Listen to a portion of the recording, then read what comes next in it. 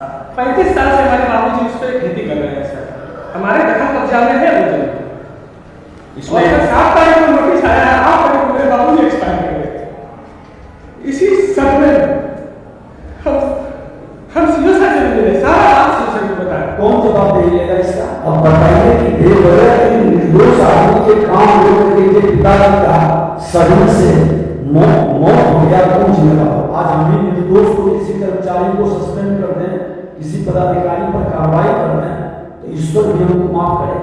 आपके पास जो कागज है जो इन्होंने भेजा है वो उपलब्ध करेंगे और कोई बिना लिखित आदेश के हस्तक्षेप मत करें। सक्षम जो पदाधिकारी हैं, जो है डीसीएलआर, एडीएम, डीएम या कभी मानव क्षेत्र के इनसे संबंधित, तो उनका आपके पास डिटेल में रहना चाहिए।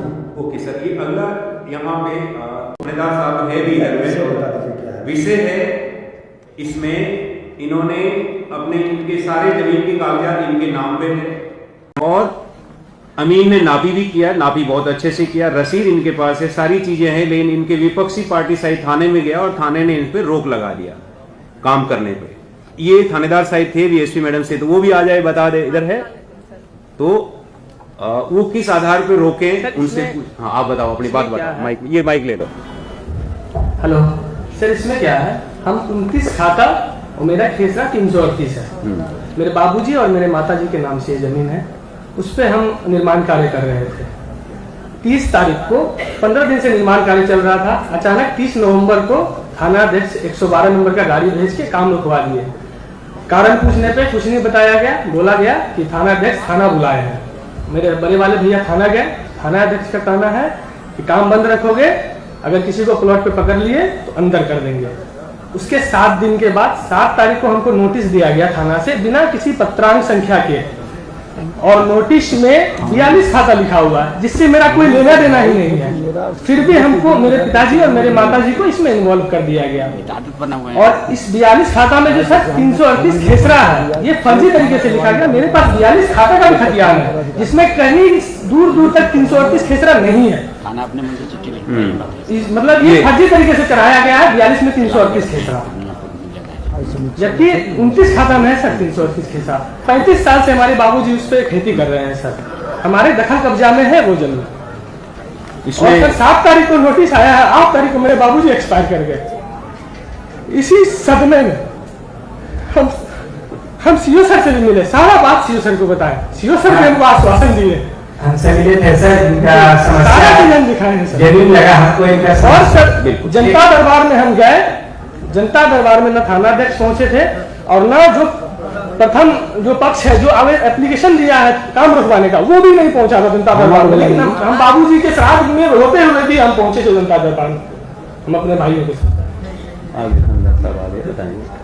हम सर अंचल अमीन से नापी करा करके हम चले जा रहे हैं। उसको बैठने दो। 35 साल से कुर्सी आगे खींच लेना, मेरे अंदर में उसको आगे कर दो। हाँ बैठ जाओ, उसको भी आगे कर लो, आगे कर दो। निर्विवाद जमीन है सर। कोई भी लाइव नहीं करेंगे, सारे प्रेस मीडिया को अब बाहर बैठ जाइए। आइए आप इधर आइए, लाइव भी करिएगा, लाइव करिएगा, कार्रवाई करेंगे, बता देते हैं। एसपी सर को भी हम आवेदन दिए। अब बैठिए, आगे बैठिए। क्या बात है, इनका जो मामला है क्या है, ये अपनी शिकायत बता रहे हैं आप पूछिए एसपी साहब, पूछिए इनका मामला। हाँ सर बताइए। है सर जी, इनका जो रिंटी पार्टी है सर, वो थाना आवेदन दिए थे और एसडीओ सर के यहाँ से उसी जमीन के जांच रिपोर्ट हमसे बनवाया गया था। 163 के तहत कार्रवाई किया। एसडीओ साहब से आपको नोटिस आया था? जी सर, जी सर, एसडीओ साहब जहाँ से आवेदन आया था सर। एसडीओ है क्या? एसडीओ कहाँ है? बाहर होंगे, वो विधि व्यवस्था बना रहे। तो आपसे तो एसडीओ को बुला लीजिए। तो एसडीएम है। अच्छा, आपके भी आया होगा नोटिस, एसडीएम साहब के न्यायालय से आया है? नहीं, हमको सिर्फ डायरेक्ट थाना से बिना पत्रांक संख्या के, शून्य पत्रांक संख्या है उसमें, नोटिस का हम कॉपी भी लगाए हुए हैं सर। कोई पत्रांक संख्या नहीं है उसमें, डायरेक्ट हमको नोटिस किया गया है थाना से। इधर शेयर दीजिए। 42 खाता, जबकि मेरा 42 खाता है ही नहीं।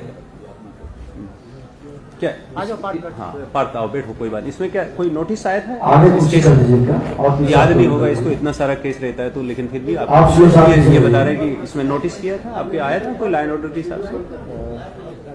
याद वीडियो बनाएगा तो बात चलेगा। कोई लाइव नहीं करिएगा, ये तो बाहर कर देंगे प्रेस को, ऐसे भी प्रेस सबको देख लेता सर, ऐसे याद तो नहीं है सर। ये मैं मुझे सर आप सर के यहाँ से पत्र से आया हुआ था, हमसे जवाब मांग गया सर से, तो हम जवाब दे देते ये पत्र 571 दिनांक इसी जमीन का है? इसी जमीन का जी ओके।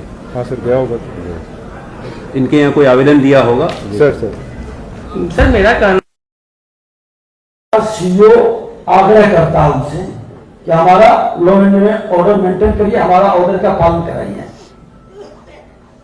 आपके पास जो कागज है जो इन्होंने भेजा है वो उपलब्ध कराइए थाना प्रभारी, और कोई बिना लिखित आदेश के हस्तक्षेप मत करिए।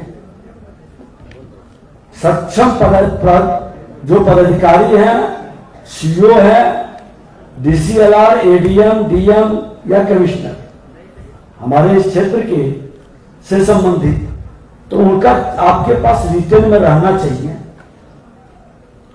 अब बताइए कि बेवजह के एक निर्दोष आदमी के काम रोक करके के पिताजी का सदमे से मौत हो गया, कौन जिम्मेवार होगा? कौन जवाबदेही लेगा इसका?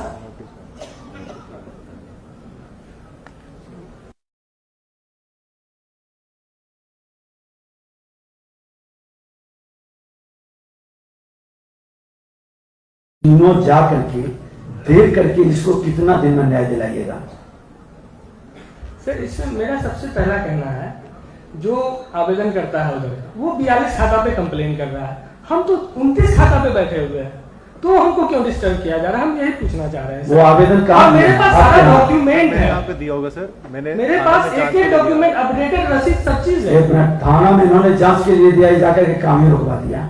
आप एक बार दिखवा लीजिए, अगर वो थाना प्रभारी दोषी होंगे यहाँ के एसपी कार्रवाई करेंगे, और इनके विरुद्ध हमारे विभाग भी लिखेगा।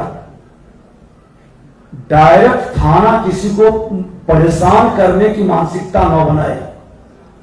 आज खनन विभाग के अंदर हमने यही व्यवस्था बनाया कि मेरा एमडीओ या खनन इंस्पेक्टर रहेगा तभी गाड़ी की जांच करिएगा। डायरेक्ट हस्तक्षेप जब उन्होंने रिक्वेस्ट करे तब आप करेंगे, डायरेक्ट हस्तक्षेप कर करके आप पार्टी मत बनिए, प्रभावित मत करिए। आप इनका डीएम साहब इस मामला को डीएम साहब को भेज करके आप लिखवा कर करके 1 सप्ताह के अंदर इसका रिपोर्ट हम लोग को भेजवाइए कि इन लोग को न्याय मिला कि नहीं। सर इसमें मेरा आर्थिक क्षति भी बहुत हो रहा है, मेरा सामान सब प्लॉट पर से चोरी हो गया, उसका तो कोई भरपाई नहीं करेगा सर। आप थाना को लिख के दिए थे कि सामान हमारा चोरी हो गया? नहीं, ये तो हमने नहीं लिख के दिए तो अंतर्जामी जानेगा। एक चीज बता देते हैं, ठीक है, जो नुकसान हुआ है एक बार दिखवा लेते हैं, और इस तरह के ही समाधान पर जानकारी के लिए तो हम लोग बैठे हैं कि क्या हो रहा है नीचे स्तर पर, इसमें खामी कहाँ है, कहाँ कहाँ दीमक लगा हुआ है गड़बड़ी का। ठीक है, आपको 1 सप्ताह के अंदर इनका रिपोर्ट और हमारे डीसीएलआर आप इनको भी दिखवा लीजिए।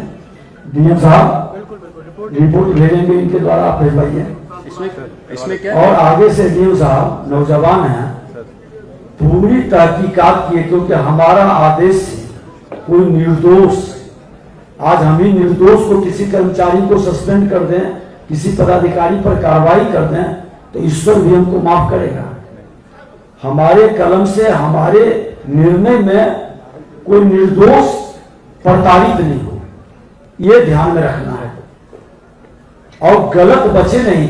और देख लीजिए कि अगर जो कोई गलत ढंग से आवेदन दे देता है, हम तो बैठक में अपने सारे पदाधिकारियों के साथ कहा कि फर्जीवाड़ा गलत दस्तावेज देने वाले पर सभी एफआईआर करो, पूरी तरह से जांच के परख के।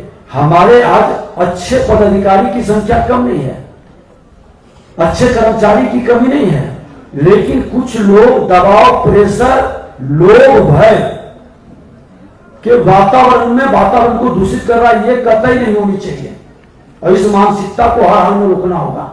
ठीक है, आपको कर लेंगे, मिल लीजिएगा, आपसे मिल लेंगे। आप इनके साइड का सुरक्षा की व्यवस्था दिखवाइए कि सामान चोरी नहीं हो और न्याय दिलाना हम लोग की जिम्मेवारी है ना जी। सर जी सर कोई ऊपर से तो अब दलित होकर नहीं आएगा, कौन देगा न्याय सुरक्षा? देखवाइए। ठीक। इसी प्रकार से एक